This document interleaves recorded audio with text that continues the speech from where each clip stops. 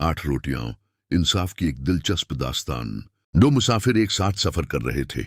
राह लंबी थी और थकान भी गहरी। एक के पास 5 रोटियां थीं और दूसरे के पास 3।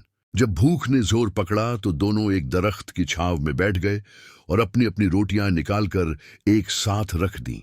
अभी वे खाने ही वाले थे कि एक तीसरा मुसाफिर वहां आ पहुंचा। उसके चेहरे पर सफर की थकान साफ झलक रही थी। दोनों ने मुस्कुराकर कहा, आइए भाई, हमारे साथ खाना खाइए।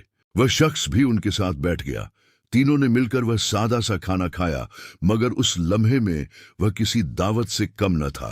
खाना खत्म हुआ तो मेहमान ने शुक्रिया अदा करते हुए 8 दिरहम उनकी तरफ बढ़ाए और कहा, इसे आपस में बांट लीजिए। अब असल इम्तिहान शुरू हुआ। 5 रोटियों वाले ने कहा, मेरी 5 रोटियां थीं, इसलिए 5 दिरहम मेरे और 3 तुम्हारे।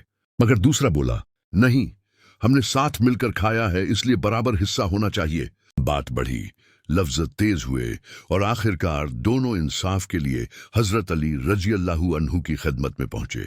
उन्होंने पूरा किस्सा गौर से सुना, फिर नरमी से फरमाया, अगर तुम 3 दिरहम ले लो तो तुम्हारे हक में बेहतर है, वरना सही हिसाब के मुताबिक तुम्हें सिर्फ 1 दिरहम मिलेगा। यह सुनकर वह हैरान रह गया। सिर्फ 1 दिरहम? यह कैसे मुमकिन है? उसने ताज्जुब से पूछा। तब हजरत अली ने बड़ी हिकमत से समझाया, कुल 8 रोटियां थीं, हर रोटी के 3 टुकड़े करो तो 24 टुकड़े बनते हैं। तीनों में बराबर बांटो तो हर एक के हिस्से में 8 टुकड़े आए। अब देखो, तुम्हारी 3 रोटियां थीं, यानी 9 टुकड़े। तुमने 8 खुद खाए और सिर्फ 1 टुकड़ा मेहमान को दिया। तुम्हारे साथी की 5 रोटियां थीं, यानी 15 टुकड़े। उसने 8 खुद खाए और 7 टुकड़े मेहमान को दिए। इस तरह मेहमान ने कुल 8 टुकड़े खाए, जिनमें से 1 तुम्हारा और 7 तुम्हारे साथी के थे। इसलिए 1 दिरहम तुम्हारा और 7 दिरहम तुम्हारे साथी का हक बनता है। यह सुनकर वह शख्स दंग रह गया।